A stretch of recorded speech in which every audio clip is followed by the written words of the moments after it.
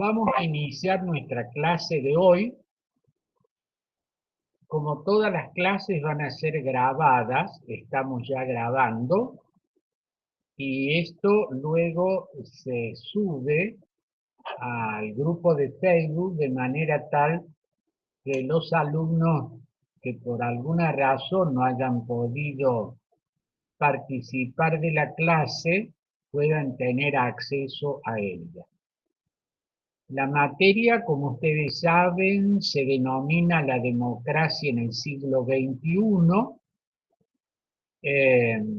Estamos a cargo de la misma el que les habla y el doctor Humberto Molina, que está aquí presente.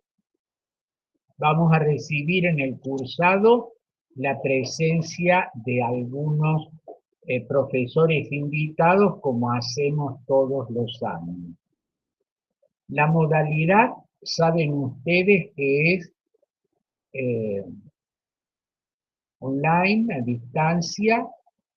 Vamos a tener 2 parciales que son presenciales y el coloquio final que va a ser presencial.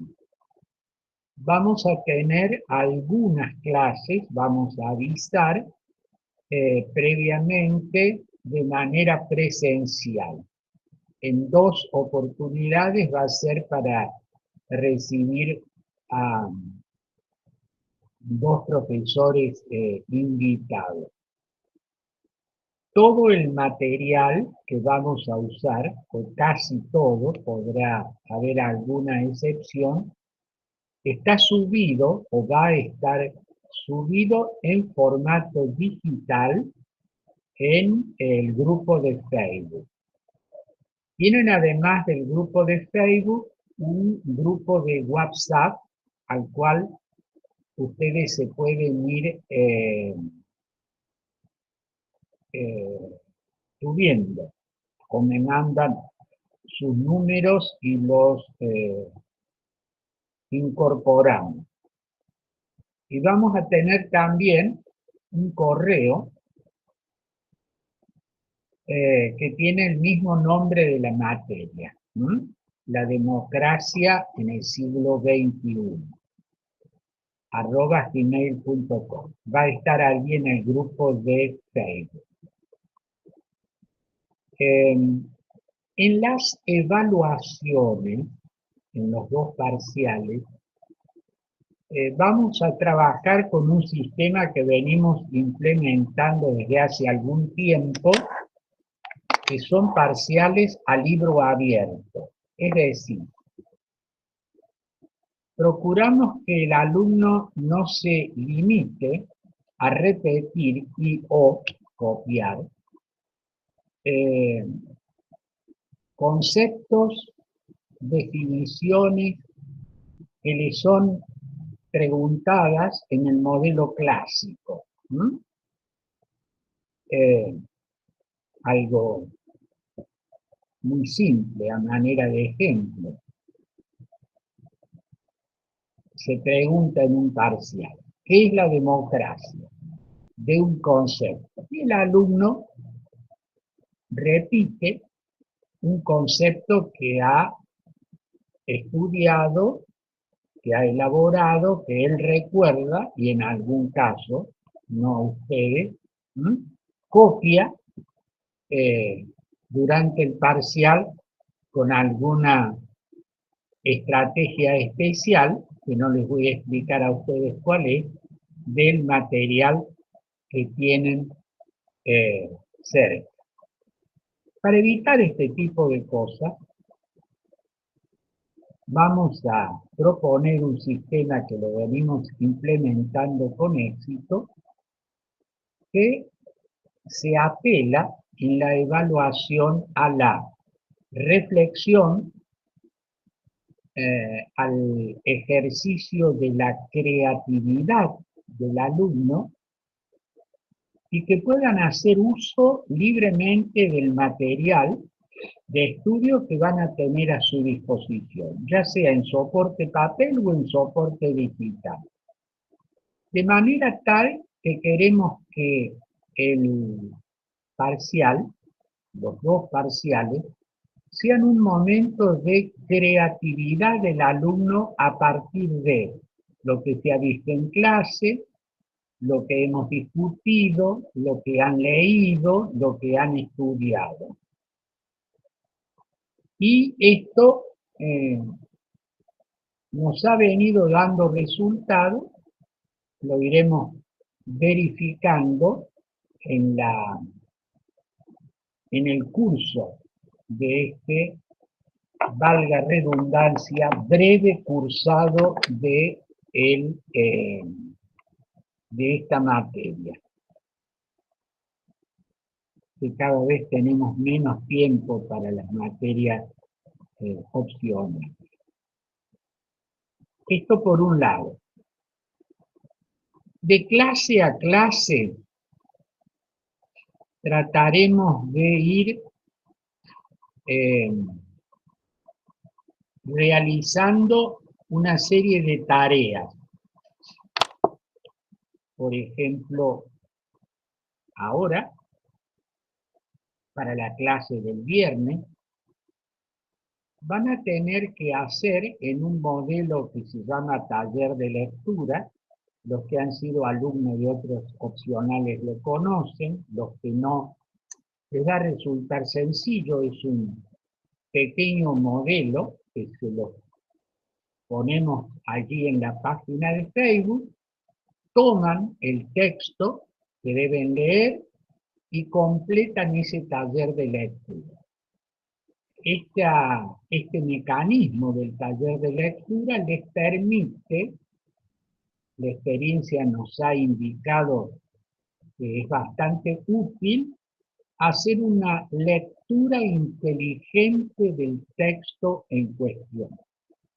Les facilita en el buen sentido a ustedes la lectura y también a los docentes nos facilita también en el buen sentido una corrección adecuada.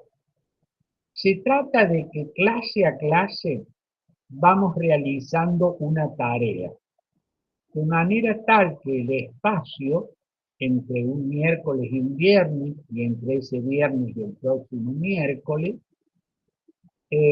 se pueda aprovechar con un estudio inteligente del material que se va poniendo. De manera tal que no sea el día anterior al parcial o el día anterior al coloquio, que el alumno se atosigue con una serie de lecturas y con una serie de trabajos que no ha venido realizando.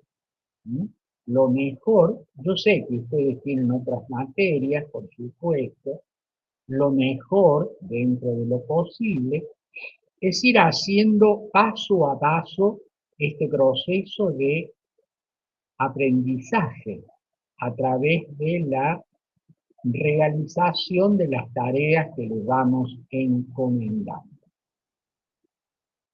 Señalo una vez más que el objetivo de esta materia opcional es que el alumno reflexione, que el alumno compare, que el alumno analice, que el alumno ponga su creatividad personal en cada una de las tareas. No queremos una repetición mecánica de textos. No queremos alumnos que repitan conceptos que aprenden de memoria y se olvidan al día siguiente del parcial o de la evaluación final, sino pretendemos incorporar un material que les sirva a ustedes para la reflexión y que también tienen todos una íntima relación con su futuro ejercicio profesional, aunque a veces aparezcan algunos temas como, bueno, temas de interés general o temas si se conocen mejor y si no se conocen no pasa nada, y nos centramos como estudiantes de Derecho en el aprendizaje de textos legales, códigos, decretos, reglamentos, fallos, que son, por supuesto, un aspecto importante de nuestra formación abogadil. Pero un abogado que solo sabe de leyes, ¿no?, termina siendo un, un pobre abogado, por no decir un mal abogado, porque no logra entender la sociedad en su complejidad, el funcionamiento del sistema político, el funcionamiento de las instituciones, el rol que tiene la ciudadanía, el rol que tienen los medios de comunicación. El abogado tiene que acostumbrarse a mirar la realidad social, acostumbrarse a conocer los procesos históricos para poder entender de dónde vienen una serie de instituciones. Debe reflexionar acerca de cómo funcionan una serie de instituciones, cómo se aplican las leyes, qué tiene que ver la configuración de la sociedad, etcétera, etcétera. Por eso es que hay y en esta materia tratamos de mirar un sistema político, que es la democracia, en este contexto histórico-temporal que nos estamos moviendo. En el siglo XXI, del cual ya ha transcurrido un cuarto de siglo, y tenemos mucho que analizar, mucho que aprender, mucho que descubrir, mucho que imaginar. Por eso es que los vamos a ir poniendo en contacto con textos, ensayos, escritos, etcétera, que dan cuenta de esta realidad compleja en el mundo contemporáneo, donde una palabra como democracia, una palabra que está tan en boga, una palabra que se usa con frecuencia, termina siendo muchas veces, por un uso a veces poco inteligente, a veces mal intencionado, a veces fruto de una mirada sesgada, reducido a un procedimiento. Por ejemplo, hay elecciones, hay democracia. Las elecciones de los gobernantes son un requisito indispensable para las democracias, pero no son suficientes. Son necesarios, pero no suficientes. Además, cada tema debe ser analizado con cuidado. Hay elecciones. ¿Cómo son esas elecciones? ¿Qué requisitos deben cumplir?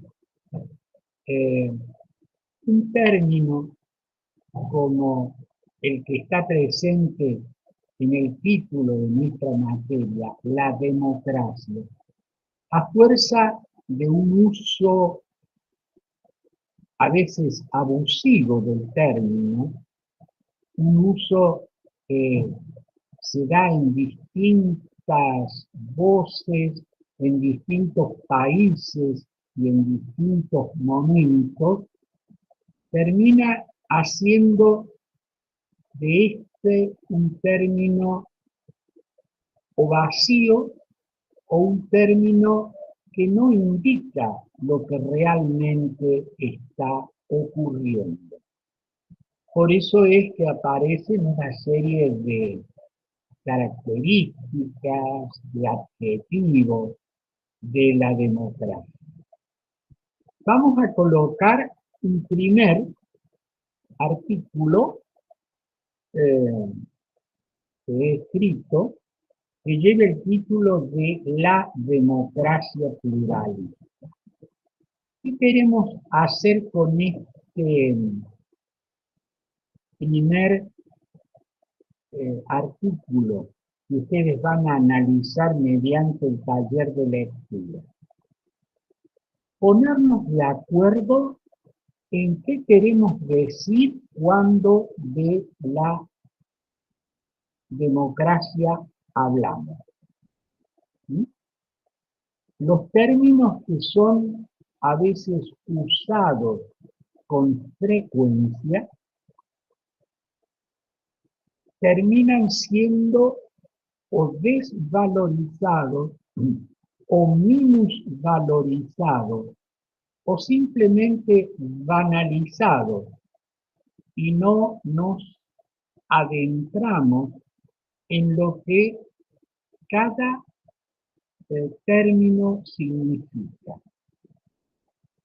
Por supuesto que hay mucho de opinable en cada una de estas definiciones, en cada una de estas acepciones.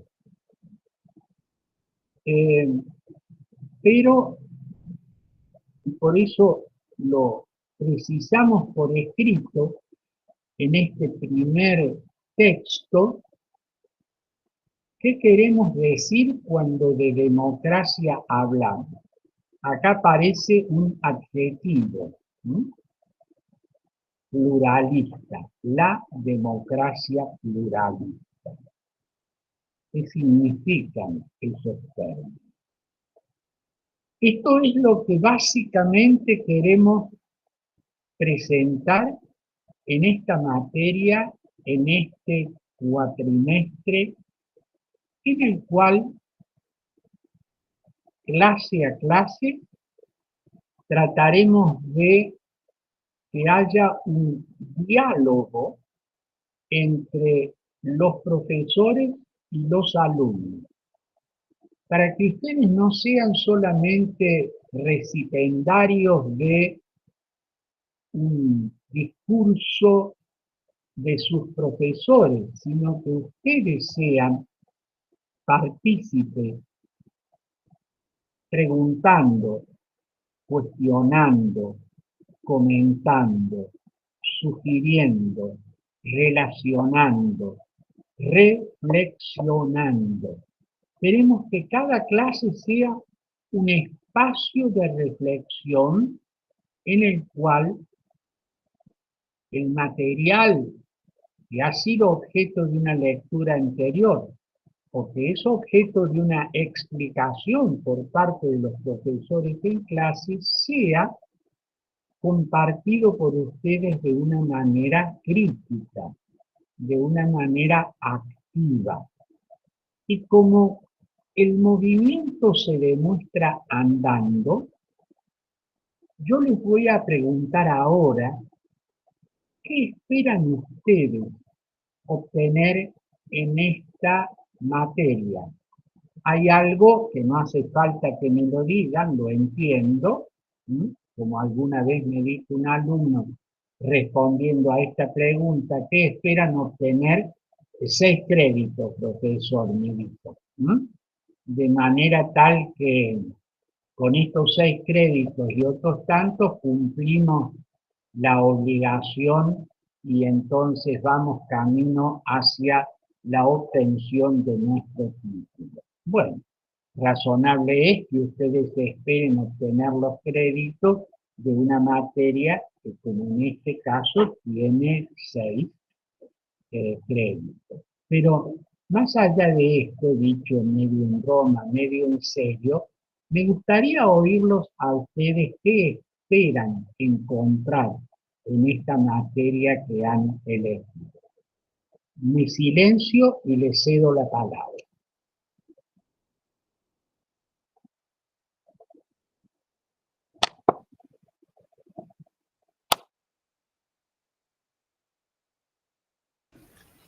Yo espero adquirir una mirada un poco más realista sobre la democracia, sin quedarme en cuestiones formalistas o tecnicistas sobre qué requisitos formalmente se requieren para que exista o no.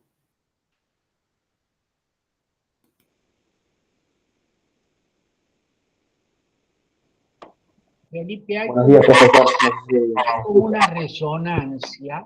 Yo voy a apagar mi micrófono y te voy a pedir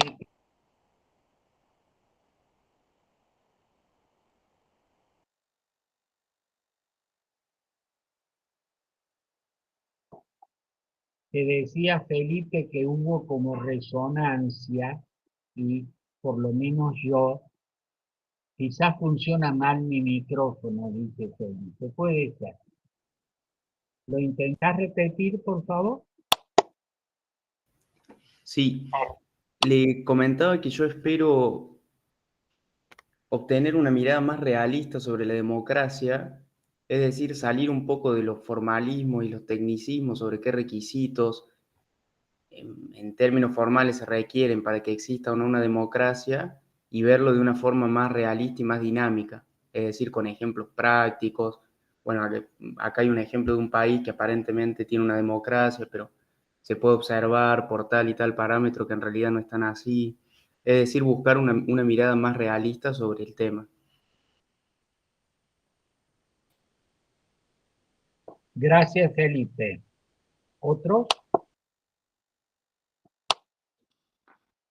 En esta materia, profesor, creo que lo importante sería entender cómo ha sido la evolución de la democracia. No es lo mismo la democracia que, por ejemplo, tenían o entendían los griegos a las democracias de a fines del siglo XIX, siglo XX, y hoy en día estamos en un contexto social y cultural donde realmente se está empezando a desconocer o desvirtuar esa noción, esa definición que entendíamos de democracia, donde ya se está poniendo en jaque esta noción de que el demos, el gobierno del pueblo, y vemos que hay una grieta bastante importante entre el pueblo y aquellos que gobiernan al pueblo.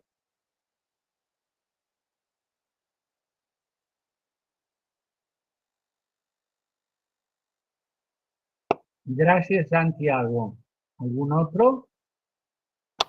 Yo, profe, esperaba tener una materia que salga de lo que son las materias conceptuales de derecho que nos hacen repetir y memorizar y buscar una materia en la cual nos dé herramientas para tener una visión crítica y otra visión sobre la realidad, sobre el panorama en el que nos encontramos ubicados. Gracias, Marcelo.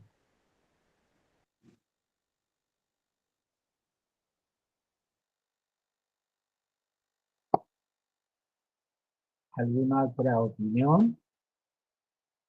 Buenos días a todos. Bueno, mi interés en realizar la opcional, más que nada es porque creo que hay muchas discusiones que creíamos zanjadas con respecto justamente a la democracia, por más eh,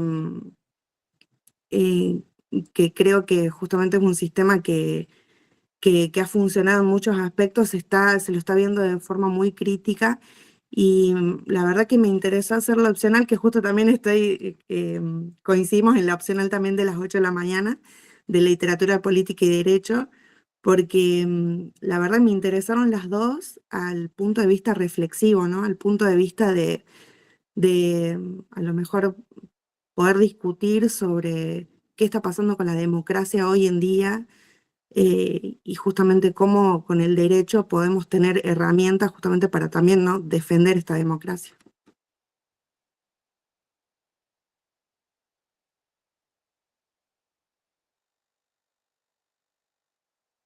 Muchas gracias, Jimena. ¿Alguna?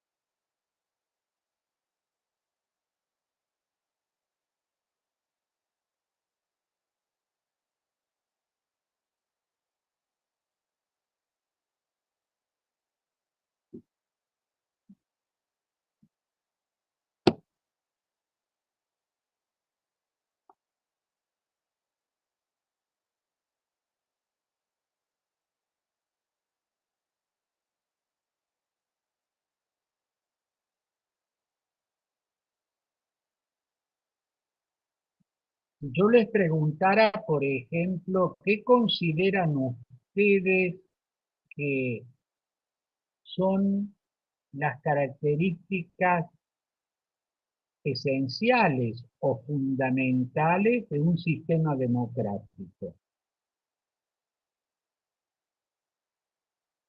¿Qué me dirían? Le diría, por ejemplo, la división de poderes.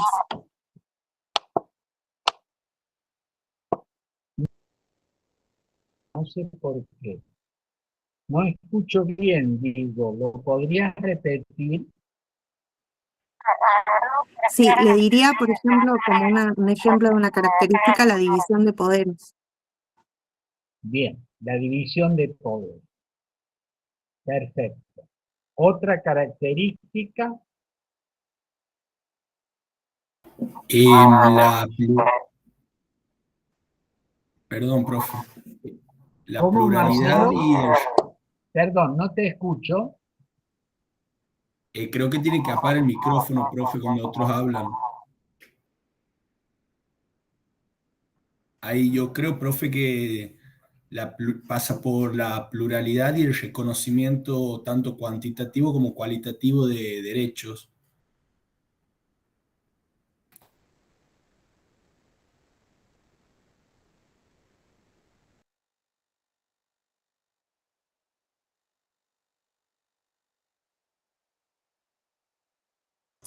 Para mí, una de las características fundamentales de los sistemas democráticos es el diálogo y el respeto por las minorías. Recordemos que la democracia no solamente es el gobierno de la mayoría, sino que eso es una forma de toma de decisiones y que uno tiene que respetar las opiniones de todos y tratar de concertar entre los distintos grupos que representa la sociedad. Sí, yo creo que característica fundamental es la representatividad.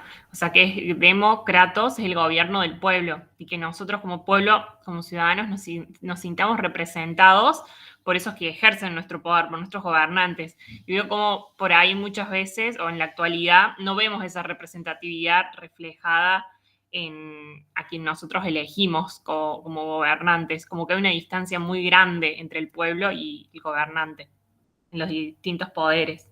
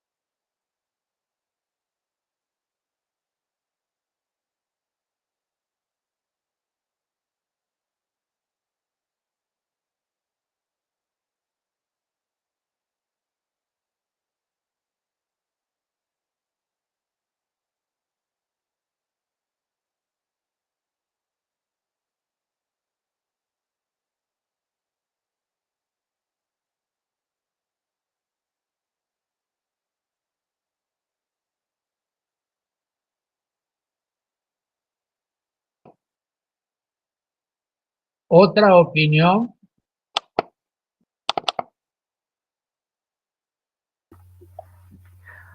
Opino que también la democracia tiene que ser una forma de vida basada en un sistema de valores y de creencias, para que justamente los ciudadanos podamos tener una participación realista de la democracia. Entonces, no es solamente ser oído, sino que es todo un conjunto de creencias y de valores que tienen que ser respetados para que el sistema político funcione. Esa es mi humilde opinión. Gracias, María José.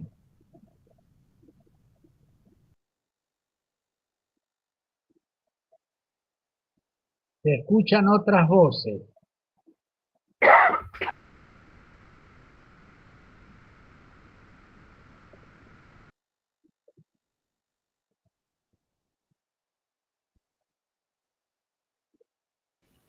Para mí uno de los elementos esenciales tiene que ser la participación, más o menos directa, pero de alguna forma debe garantizarse, la participación del ciudadano en la toma de decisiones de gobierno. Bueno, gracias, Felipe. Bueno, fíjense ustedes que en esta muy pequeña ejercitación que acabamos de hacer, han ido apareciendo una serie de elementos tales como la participación ciudadana, la representación, la división de poderes, la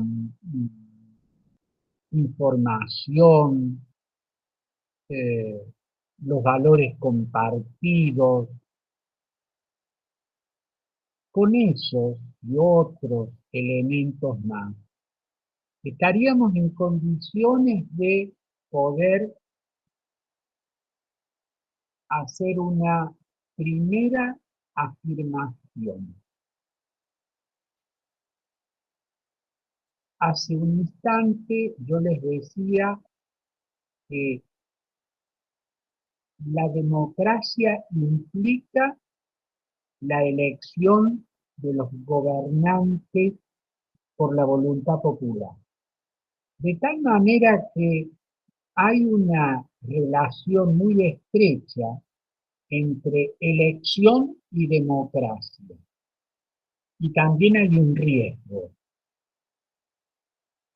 de creer que a donde hay elecciones hay democracia. Que solo las elecciones constituyen el requisito básico de la democracia. Una vez más, este es un requisito indispensable, pero no suficiente. Es una parte de un conjunto de procedimientos y de otras cuestiones que van más allá de lo procedimental, que constituyen una democracia.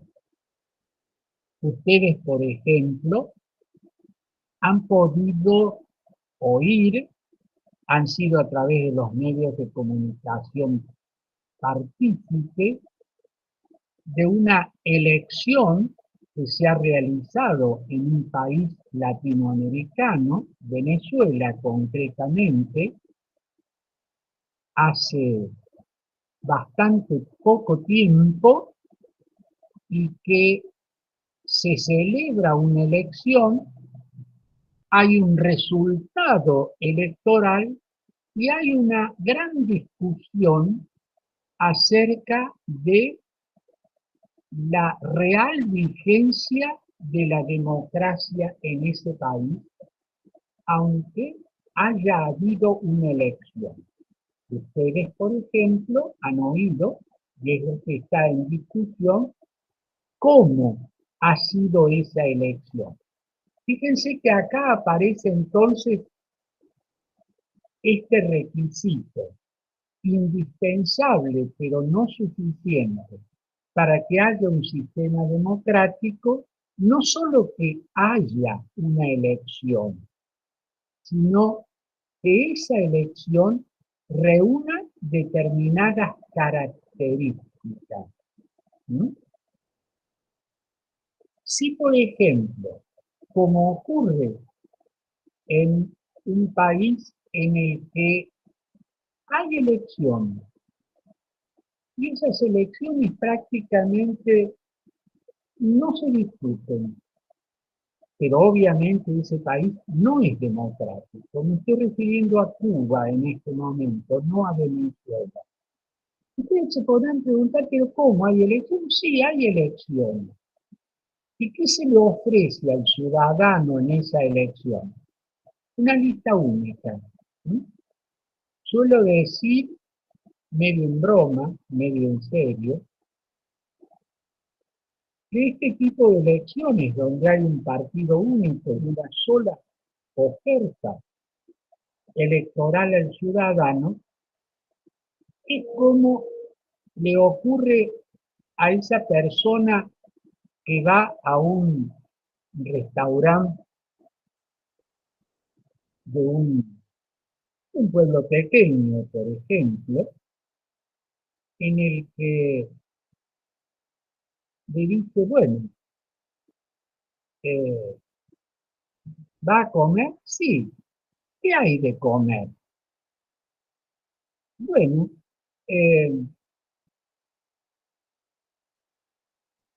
milanesa y papa frita. ¿Y qué más? Papas fritas y milanesa.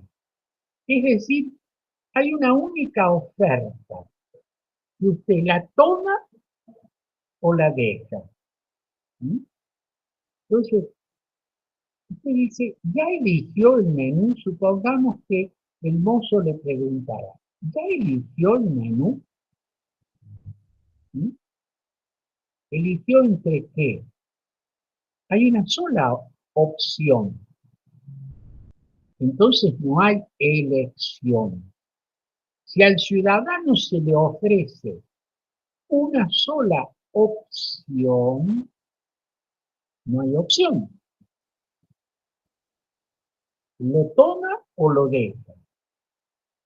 Y claro, ocurre algo curioso en los sistemas de partido único. Cuba es uno de ellos, en el que si uno revisa la cantidad de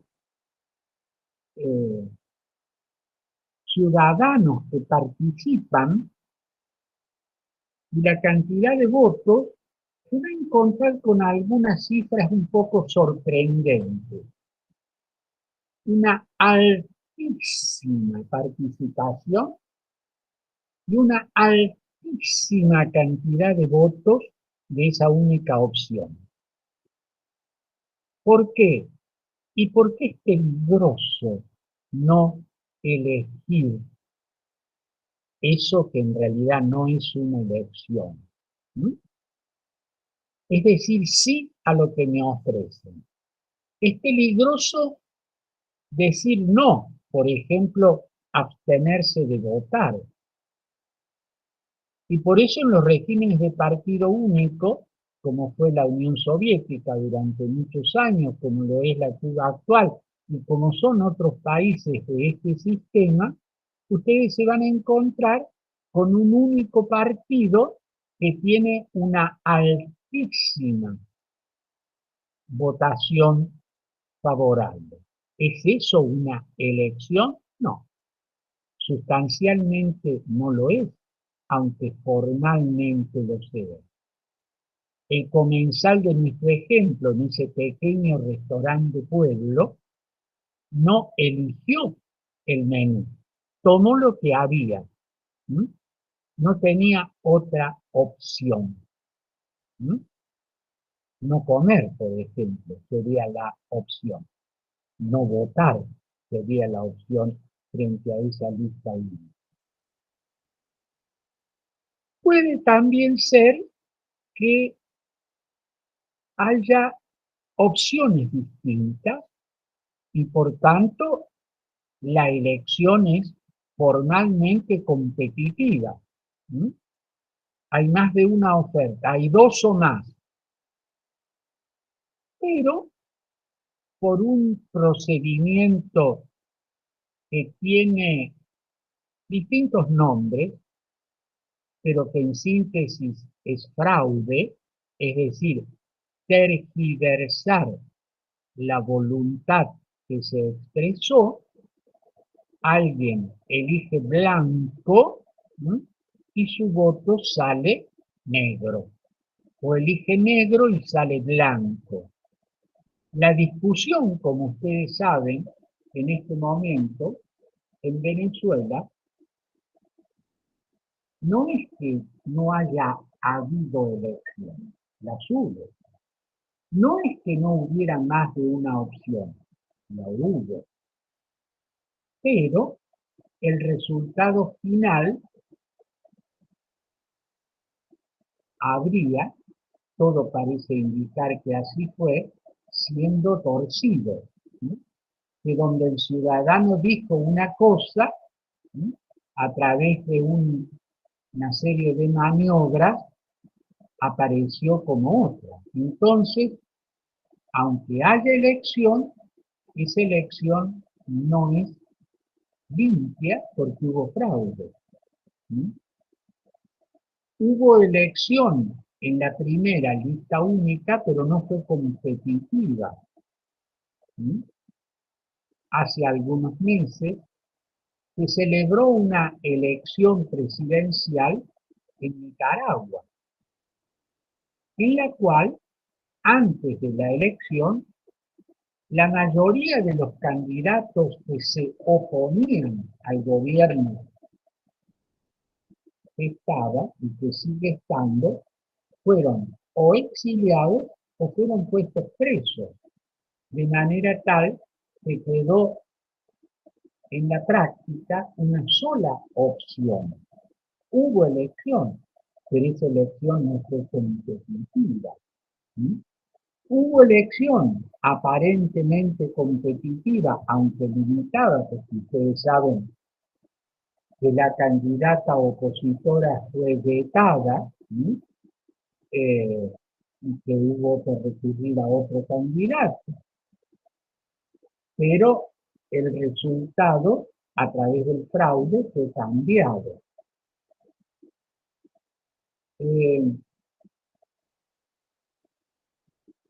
Fíjense entonces que elección es un requisito indispensable, no suficiente, pero no se trata de cualquier elección, sino de una elección que debe reunir determinadas características para que sea el procedimiento democrático de la elección de los gobernantes. También ustedes han dicho, de una u otra manera, que esos gobernantes electos en una elección, y es democrática, libre, competitiva, sin fraude, etc.,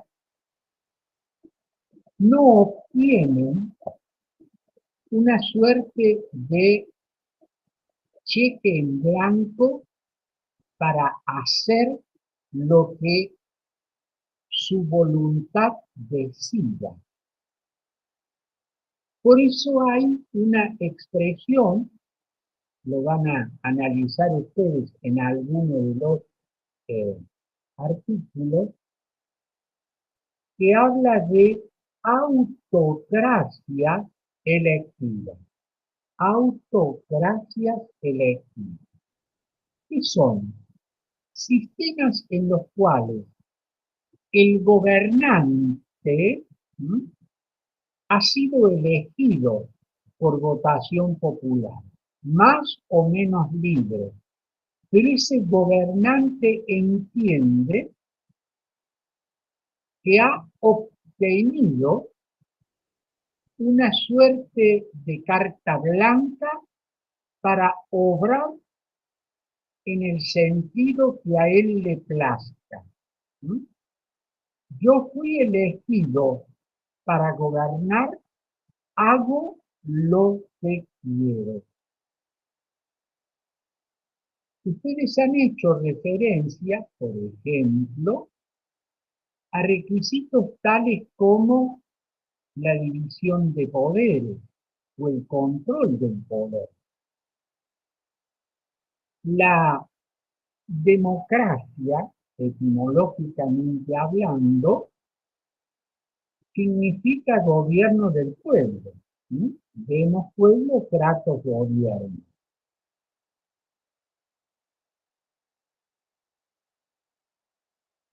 Toda forma de gobierno, sea el gobierno del pueblo, el gobierno de unos pocos, aristocracia, o el gobierno de uno, monarquía según la definición clásica, pueden, por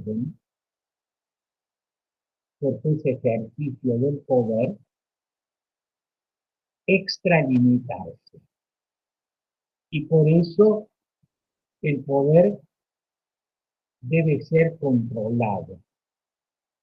Algunos dicen, no, pero si es el pueblo el que gobierna, que ha expresado a través de una elección libre y ha elegido sus gobernantes, ese poder no necesita de control.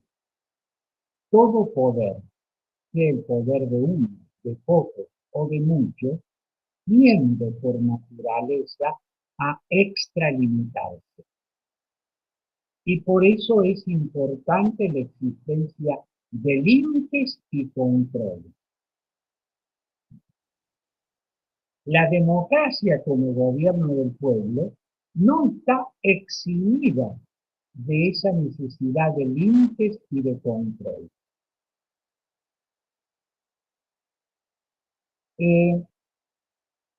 Yo suelo decir que la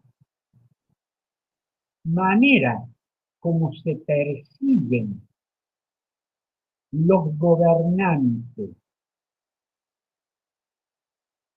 en un sistema político en el cual su mandato ha surgido de una elección popular,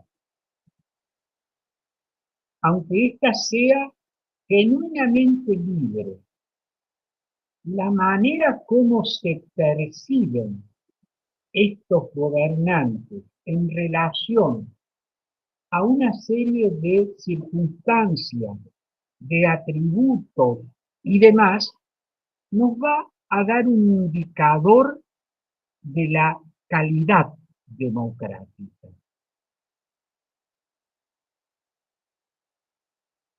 El gobernante en un sistema democrático es un inquilino, no un propietario.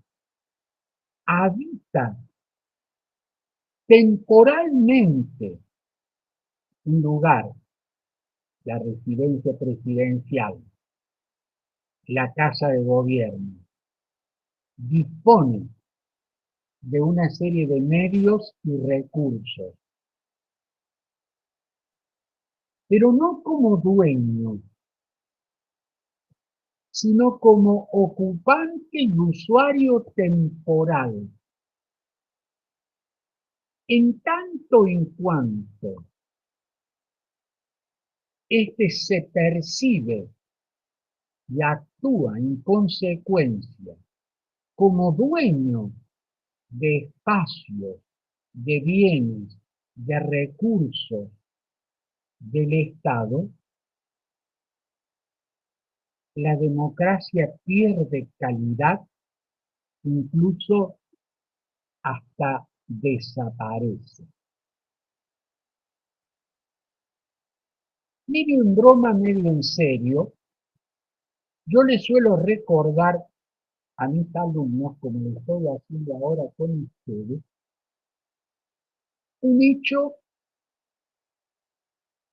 que no surge de mi imaginación, sino de la realidad.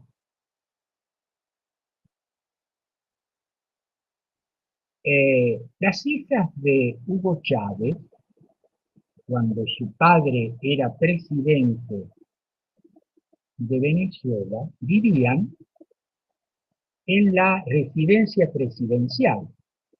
En el caso de Venezuela, la residencia se llama la casona. Sería equivalente a nuestra quinta de Olivos. ¿Sí? Es la casa del presidente. Cuando Chávez murió, parece ser que intentaron desalojar a las hijas de esa residencia. Y estas se opusieron.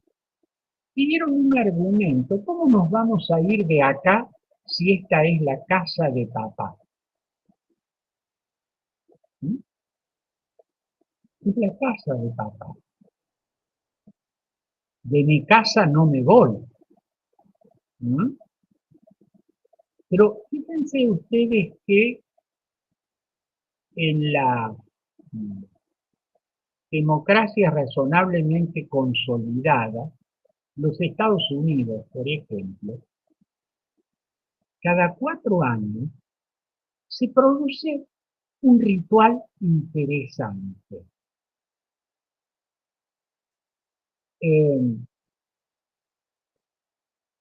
Si el presidente no ha sido reelecto, o cuando reelecto ha cumplido su segundo mandato, hay un nuevo presidente electo que no ha asumido, y el presidente en ejercicio, que habita la Casa Blanca, que no es su casa, sino que es la casa del presidente, ¿sí? Recibe a quien va a ser el nuevo inquilino, es decir, el nuevo presidente electo. Hay una visita formal, ¿sí? Le muestra la casa, lo recibe, y el día de la jura presidencial desayunan juntos el inquilino que se va y el inquilino que viene, por 4 u 8 años si obtiene una reelección. ¿Cuántas veces gobernantes de distintos países se sienten propietarios y no inquilinos? No solo de la residencia donde los gobernantes viven, sino de los bienes a los que tienen acceso.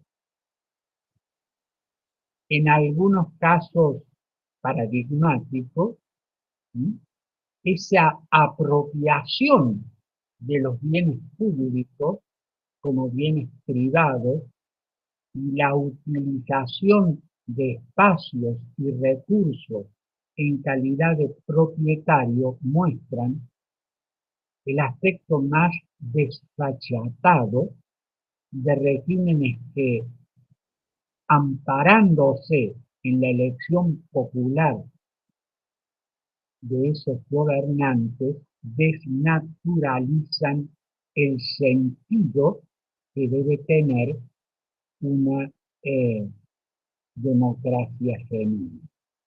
Fíjense, nos hemos detenido apenas en un aspecto. ¿Sí? Podrían ser muchas más cosas de las que podríamos hablar, de las que ustedes han hecho mención y van a encontrarla en el texto que les propongo para analizar. ¿Sí? Hay una expresión que tiene que ver con lo que estamos diciendo, el gobernante como vicario. ¿Sí? del poder, vicario. Utilizaron ustedes la palabra representante, no es el dueño de. Indudablemente que el tema de la elección al cual nos estamos refiriendo y en el cual nos hemos detenido es como, creo que lo dijo Jerónimo, un procedimiento para tomar decisiones. Por ejemplo, la decisión quién nos va a gobernar, quién va a ser el próximo presidente. Jimena, Felipe, Juan Jerónimo, Lourdes, Marcelo. Bueno, este populus de los, ¿cuántos son? 20 alumnos que están acá, elegirán a uno. Pero la cuestión no acaba ahí.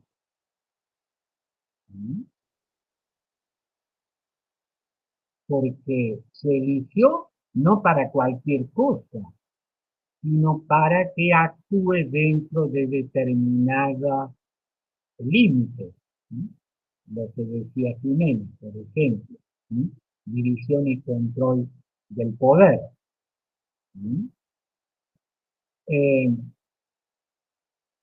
El respeto de la pluralidad de opiniones, no unanimidad. También ustedes utilizaron la expresión mayoría, y además lo van a ver en el texto. Y es frecuente que nosotros nos encontremos en esta discusión el famoso argumento mayoritario. La mayoría ha decidido tal cosa. ¿Qué valor tiene en democracia el principio mayoritario? En todos los casos, la mayoría debe ser oída. Les pregunto a ustedes, ¿qué opinan? ¿En todos los casos la mayoría debe ser oída?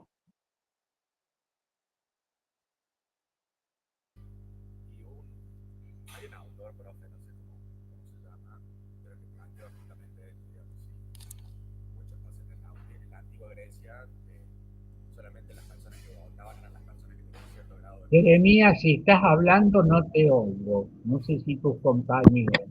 ¿Ahí me escucha, profe? ¿Me escucha ahora? Un poquito mejor. Nada, que decía que había un autor que ya había planteado esto, digamos. Que decía que en Grecia solamente votaban, solamente se le hacían caso a la gente que tenía cierto grado de conocimiento, digamos, y que no se le atribuía sí o sí a la mayoría las elecciones de las cosas. Entonces como que pensaba que qué grado de certeza tienen las mayorías en las votas de las decisiones de la sociedad, digamos.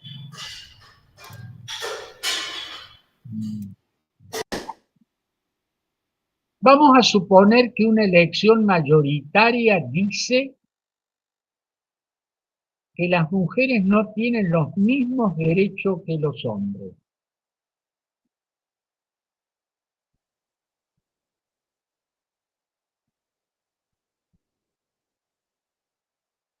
Hay una decisión claramente mayoritaria. ¿La escuchamos a la mayoría?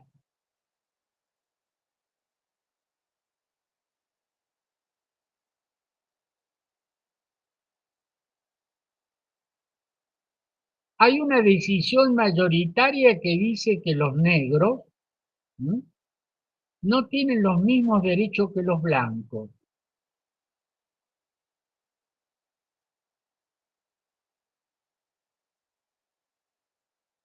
He dicho negros, no gente de color, para no utilizar eufemismo.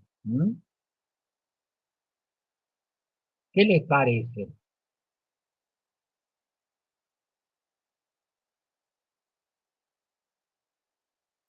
No tenemos respuesta. Inevitablemente, de ser la mayoría no te da la certeza, la verdad, la autoridad. La autoridad sí, si seguimos el principio mayoritario para toma de decisiones, sí te la da, pero no quiere decir que esté bien. Bien, porque no todo se sujeta al voto mayoritario.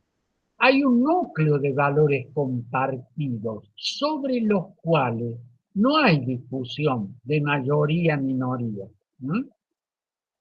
Ese núcleo de valores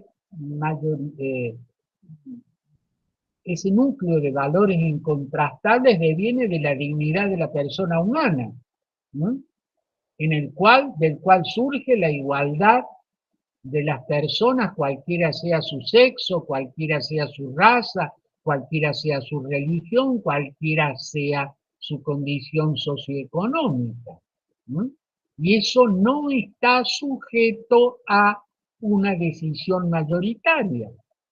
No nos podemos olvidar que ha habido momentos históricos de sociedades que mayoritariamente, por ejemplo, apoyaron y decidieron la segregación de los judíos en la Alemania nazi, por ejemplo. Por mayoritaria esa decisión, ¿convierte la decisión en correcta? No. Ese núcleo de valores compartidos que está en la base del sistema democrático no está sujeto a votación. Como bien recordó Jerónimo, este procedimiento para tomar decisiones. Por otra parte, la decisión que legítimamente toma la mayoría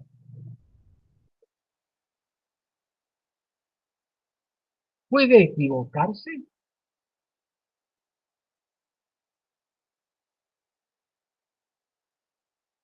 Algo movió los labios con Jerónimo, pero no se le escucha.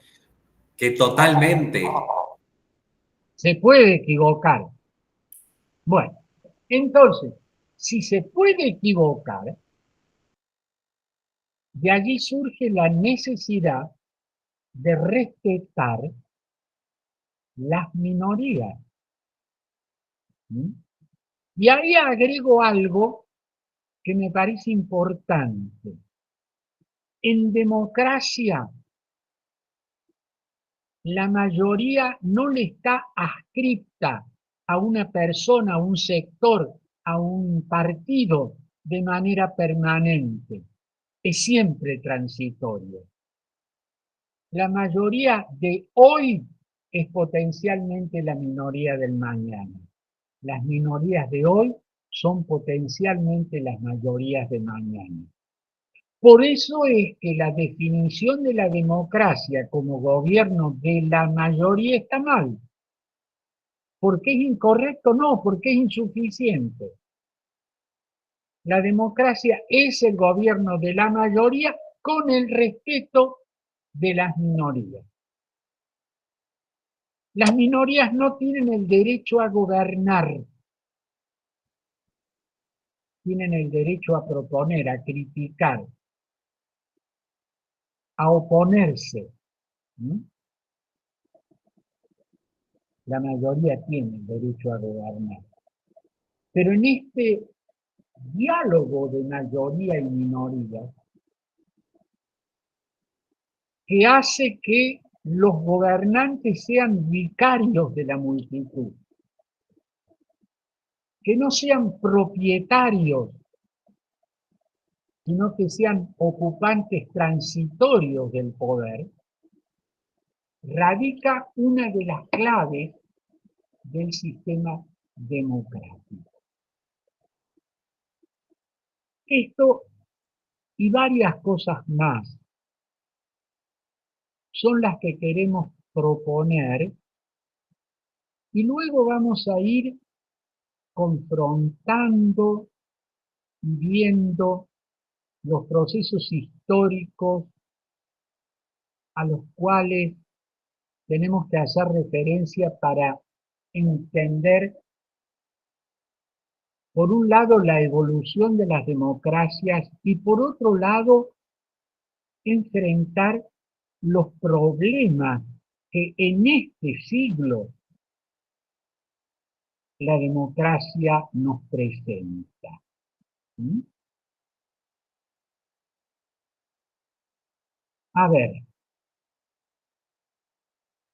la democracia es un sistema político frágil, relativamente reciente. Fíjense que en la historia de la civilización, de las distintas civilizaciones, durante siglos, durante milenios, ha habido gobiernos no democráticos. ¿Sí?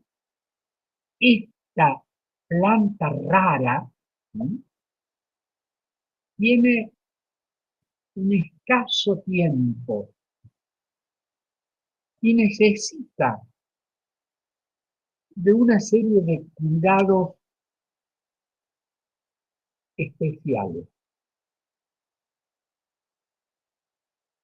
Por eso, muchas veces la desaprensión con la que asumimos el tema nos puede llevar a situaciones complicadas. La democracia amenazada. Otro aspecto que vamos a analizar. Las amenazas al sistema democrático. Aquí, allá, acullá.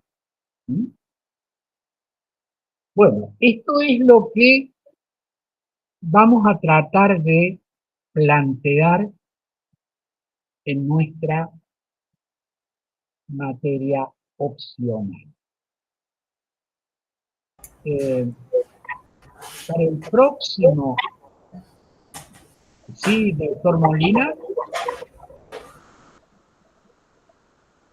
está en lucha contra el micrófono, Molina.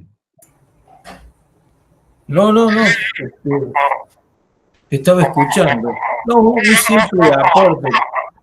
Lo escuchamos, doctor, con mucha atención. No, un simple aporte al debate o a la discusión reciente que han tenido sobre quién tiene la razón en la democracia, la mayoría, las minorías. No se me ocurrió el tema de las decisiones que son contramayoritarias, que por supuesto, a veces se deciden, se plantean en casos puntuales y que resultan justas según el caso. Eso que puede también incorporarse a la conversación, digo. El caso de las decisiones contramayoritarias.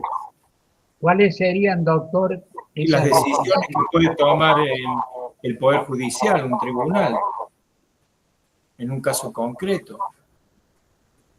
Muy bien. Por ejemplo. Bueno, acá el doctor Molina nos ha llevado a un aporte importante que ustedes lo suelen leer y oír en los medios de comunicación y hoy en las redes sociales, ¿no? Esta expresión contramayoritaria, que tiene, cuando se recalca, por ejemplo, dice, esta es una decisión contramayoritaria. Se está diciendo sin decir, esta es una decisión incorrecta. ¿No? ¿Por qué? Porque se está diciendo solo la mayoría tiene razón. Y en este sistema como dijo una alumna, de contrapesos y de división de poderes, como bien ha recordado el doctor Molina, aparece el Poder Judicial muchas veces tomando decisiones que contradecirían lo que la, entre comillas, voluntad mayoritaria ha decidido. ¿Mm? Una ley del Parlamento o una decisión del Ejecutivo.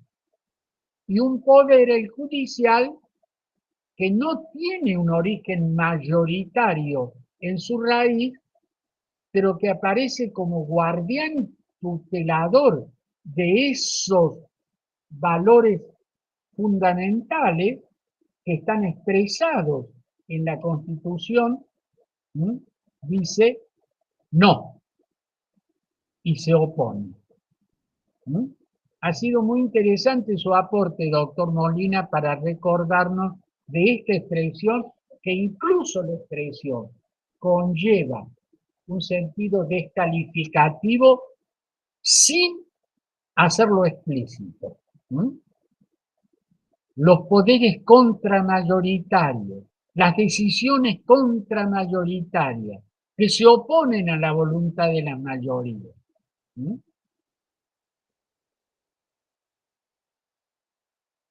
Queda claro esto, ¿no?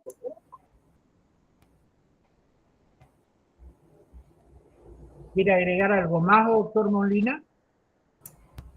No, está bien, está bien. Gracias por su comentario.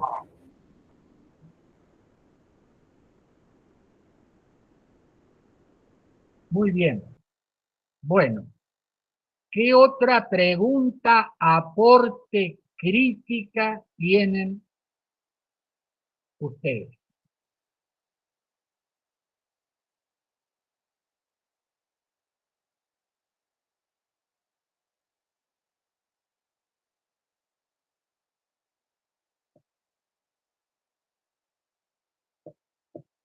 Bueno, parece que el silencio dice nada.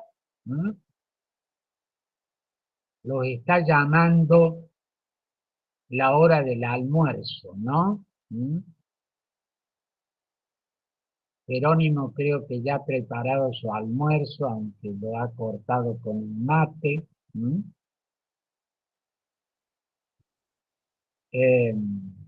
Bueno, vamos a concluir la clase de hoy recordando tres cosas.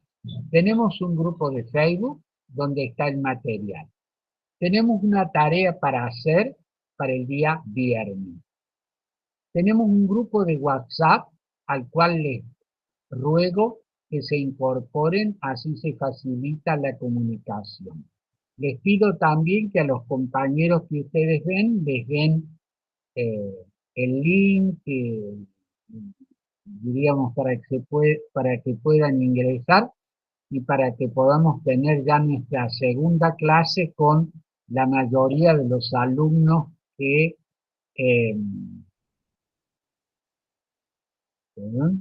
Carolina pregunta, ¿podemos pasar el link de WhatsApp?